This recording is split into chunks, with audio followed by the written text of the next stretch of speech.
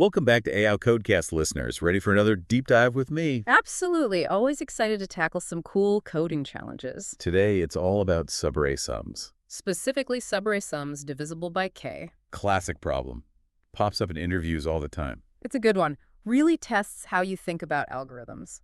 All right, so imagine you've got this array of integers, something like, let's say 4, 5, 0, -2, -3, 1. Okay. And then you have another integer, k. We'll say k is 5 in this case. Right? The goal is to figure out how many subarrays inside that array, those contiguous chunks, how many of them add up to a sum that's perfectly divisible by k. Sounds straightforward enough, but there's a twist, right? Oh yeah, there's definitely a catch. Can't just brute force it. If you try to check every single subarray, calculate each sum, especially if that array gets massive, it would take forever. Exactly. Way too inefficient. So where do we even begin? What's the first thing to consider, I guess? Well, we could start simple, even if it's not the best approach. Like, what if we just go through the array one by one and check every possible subarray? You mean like the brute force method? Yeah, exactly. Not fancy, but it gets the job done.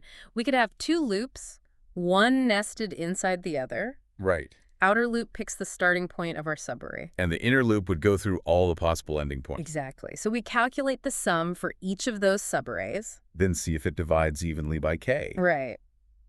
I can already see the problem, though. Wouldn't that take way too long as that array grows? Yeah, you're right. Time complexity becomes an issue. It'd be O of n squared, Mm-hmm. n being the length of the array. So as the array gets bigger, the number of operations just explodes. Okay, so brute force is out. We need something smarter, more efficient. What's a better way to think about this? Any hints? Think about this. If you already know the sum of a subarray up to a certain point, can you quickly get the sum of the next subarray that starts at that same point? So, like, if I know the sum of the subarray from index 0 to 2, Yeah, can I use that to quickly get the sum from index 0 to 3? exactly. Instead of recalculating everything, just add the element at index 3. Does that spark any ideas? Any data structure that keeps track of these running totals? Wait a second. Are you talking about prefix sums? Bingo! That's the key insight. Prefix sums let us avoid all that redundant calculation. Okay, I'm starting to see the light. But how do prefix sums help us with the whole divisible by k part? That's where things get a little tricky. Let's say we've built our prefix sum array. Right. The prefix sum at, say, index 3 would be the total of all the elements from index 0 to 3. And imagine there's another prefix sum, say at index 6. And both of these prefix sums have the same remainder when you divide them by k. Hold on, remainders. How do remainders fit into all of this? It's a clever shortcut to check for divisibility. If two numbers have the same remainder when you divide by k, it means their difference has to be divisible by k. Think back to those old divisibility rules. Like if two numbers are both even, their difference is also even. Exactly. So if two prefix sums have the same remainder when you divide by k, that subarray in between them, it must add up to something divisible by k. Oh, wow. That's pretty neat, like finding a hidden pattern. It's all about connecting concepts. Prefix sums, remainders, divisibility. So calculate the prefix sums. Keep track of their remainders. Look for matching remainders. That's the plan, right? You got it. But now the question is, how do we keep track of those remainders and how often we see them in a really efficient way?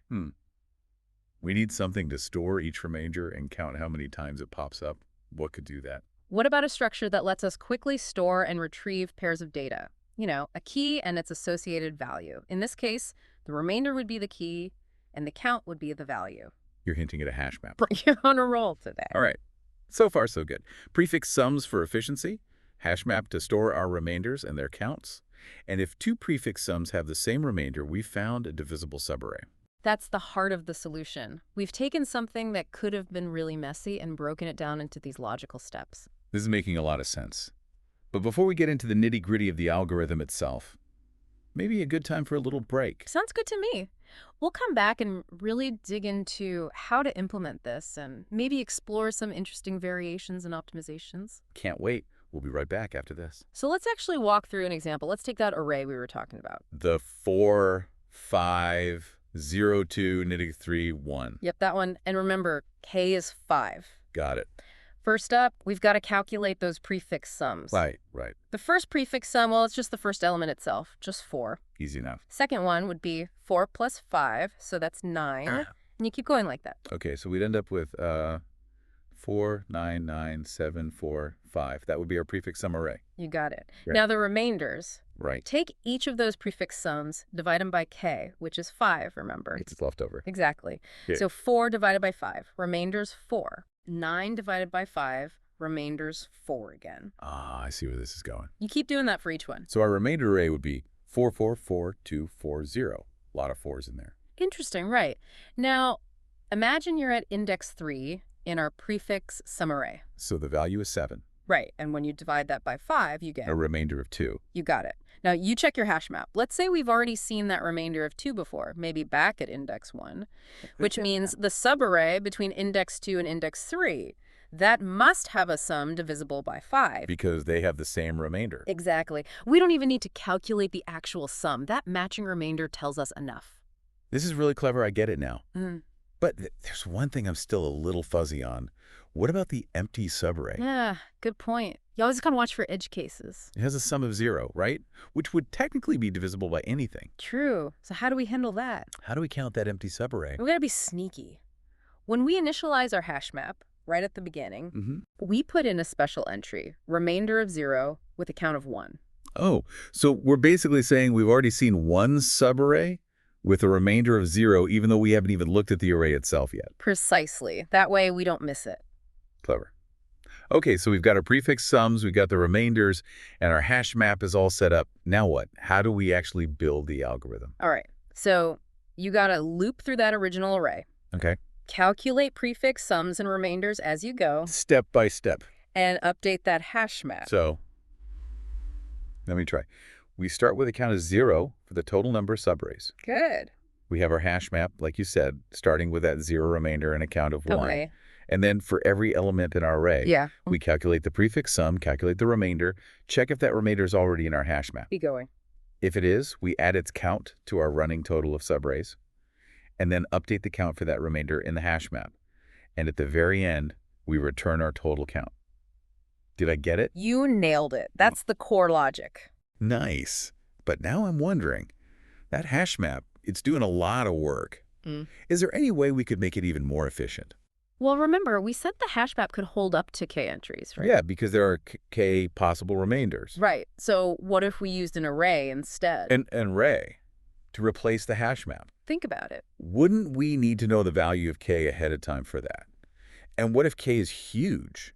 Wouldn't that array be massive? Those are good points. It's a trade-off. So this array idea, it works best when k is relatively small and we know it beforehand. Exactly. If k could be anything, or if it's going to be gigantic, stick with the hash map. More flexible. Makes sense. I'm really curious to see how this array approach works, though. Well, let's... Okay, array approach. Walk me through this. So picture this. Instead of that hash map, we've got an array. Right. The size of the array, it's k. K? Right, because... Each index in the array represents a possible remainder from 0 to k minus 1. Ah, I see. So if k is 5, like in our example. You'd have an array with 5 slots. 1 for each possible remainder when you divide by 5. Makes sense. We'd start with all the slots set to 0. Exactly. Right. Now, as you calculate those prefix sums and their remainders, you go to the corresponding index in your array and bump up the count. So, like, if a prefix sum has a remainder of 3 when divided by 5. Yeah, you'd go to the 3rd slot in the array and increment it. Got it. And we still put that 1 in the remainder slot at the beginning, right? Of course. Gotta account for that empty subarray. Okay, so this array is basically doing what the hash map did, just in a different way. But how do we know when we've actually found one of those subarrays that has a sum divisible by k? Same idea as before. You're calculating the remainder of your prefix sum, right? You look at that index in your array.